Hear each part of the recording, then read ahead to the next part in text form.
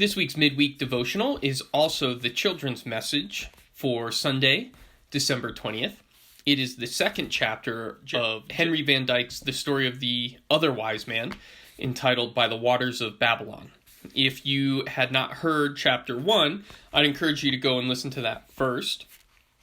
That was from last week, so that you'll get the context into which chapter 2 begins. And here it is. All night long, Vasda, the swiftest of Artaban's horses, had been waiting, saddled and bridled, in her stall, pawing the ground impatiently, shaking at her bit as if she shared Artaban's eagerness and purpose, though she knew not its meaning. Before the birds had fully roused to their strong, high, joyful chant of morning song, before the white mist had begun to lift lazily from the plain, the other wise man was in the saddle, riding swiftly along the high road westward. How close, how intimate is the camaraderie between a man and his favorite horse on a long journey. It's a silent, comprehensive friendship, an intercourse beyond the need of words. They drink at the same wayside spring, sleep under the same guardian stars. They are conscious together of the subduing spell of nightfall and quickening joy of daybreak. The master shares his evening meal with his hungry companion, feels the soft lips caressing the palm of his hand as they close over the morsel of bread. In the gray dawn he is roused from his sleep by the gentle stir of a warm, sweet breath over his sleeping face, and looks up into the eyes of his faithful fellow traveler, ready and waiting for the toil of the day. Surely, unless he is a pagan and an unbeliever, by whatever name he calls upon his God, he will thank him for this voiceless sympathy, this silent affection, and his morning prayer will embrace a double blessing. God bless us both, keep our feet from falling and our souls from death.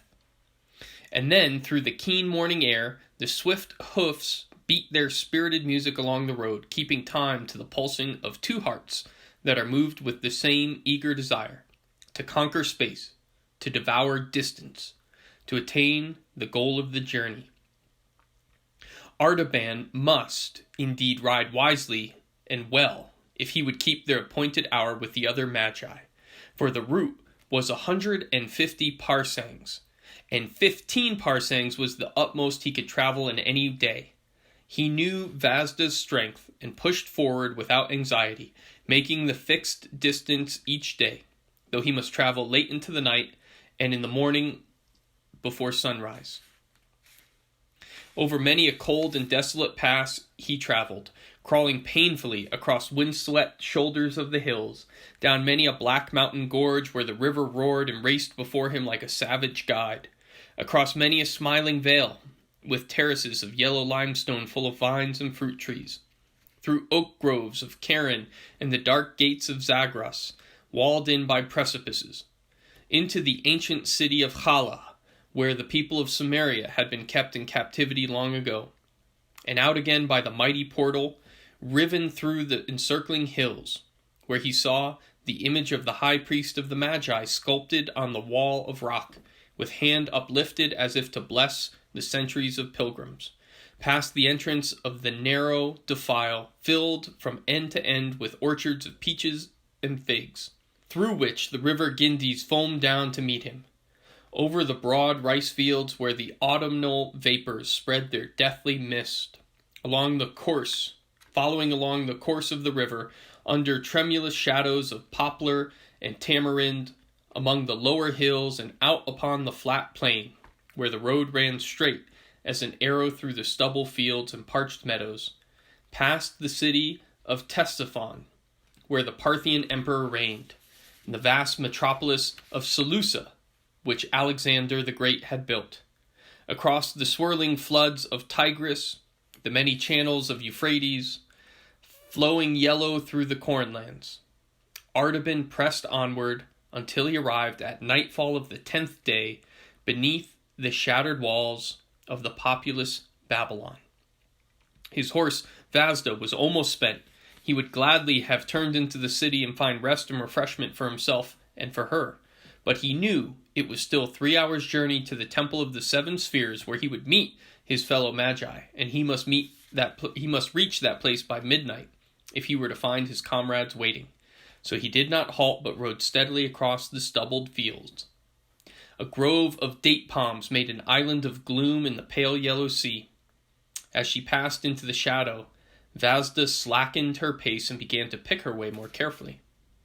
Near the farther end of the darkness, an access of caution seemed to fall upon her. She scented some danger, some difficulty. It was not in her heart to fly from it, only to be prepared for it and meet it wisely, as any good horse should. The grove was close, silent as the tomb. Not a leaf rustled, not a bird sang. She felt her steps before her delicately, carrying her head low, sighing now and then with apprehension. At last she gave a quick breath of anxiety and dismay and stood stock still, quivering in every muscle, before a dark object in the shadow of the last palm tree. Artaban dismounted. The dim starlight revealed the form of a man lying across the road. His humble dress and outline of his haggard face showed he was probably one of the poor Hebrew exiles, who still dwelt in great numbers in this vicinity.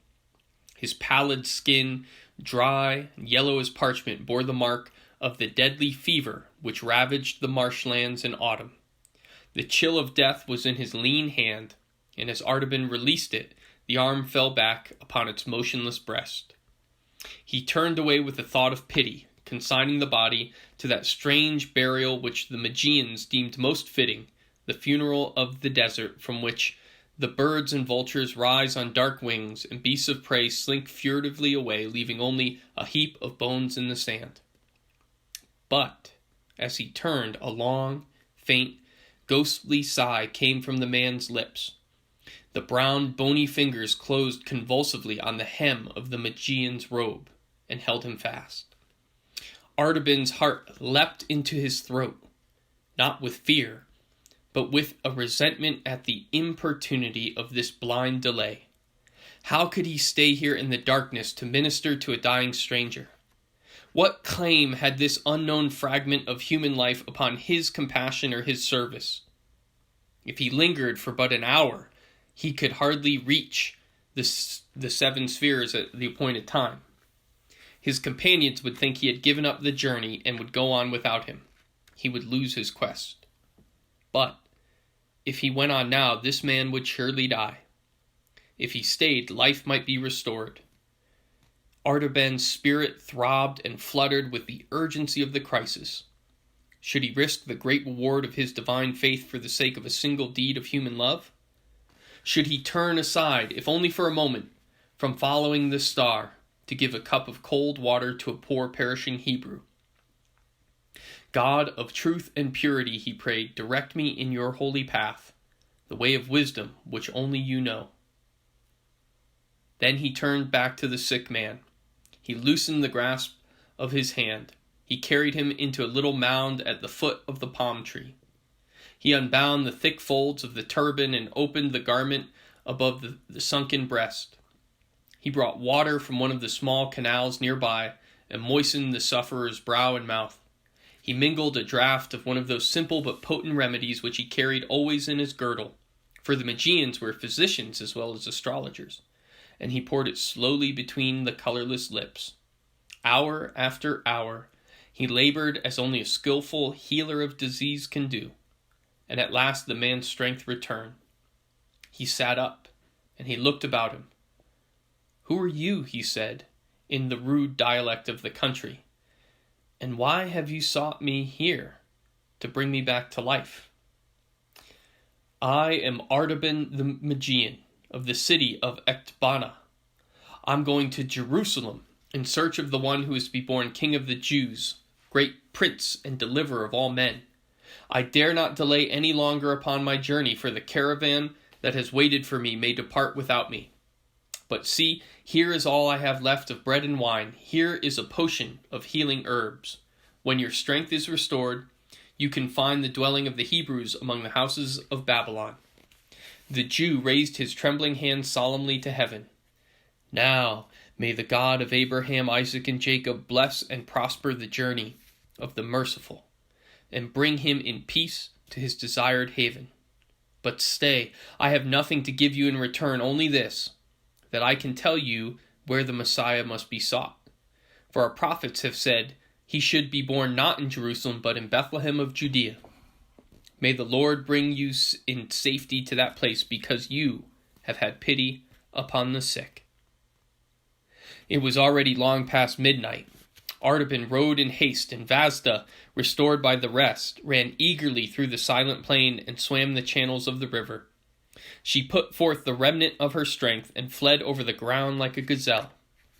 But the first beam of the sun sent her sallow before her as she entered upon the final stadium of their journey, and the eyes of Artaban, anxiously scanning the great mound of Nimrod and the temple of the seven spheres, could discern no trace of his friends.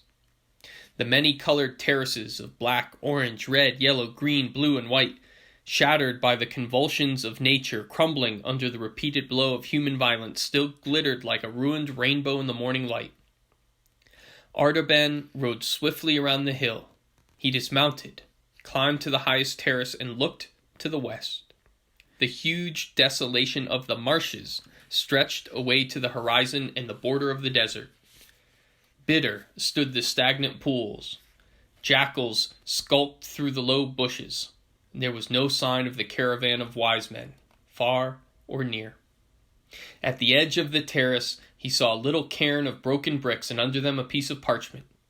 He found it and read, "We have waited past midnight and can delay no longer. We go to find the king.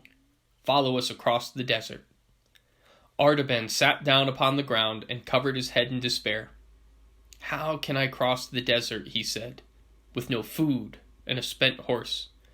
I must return to Babylon, sell my sapphire, buy a train of camels and provisions for the journey.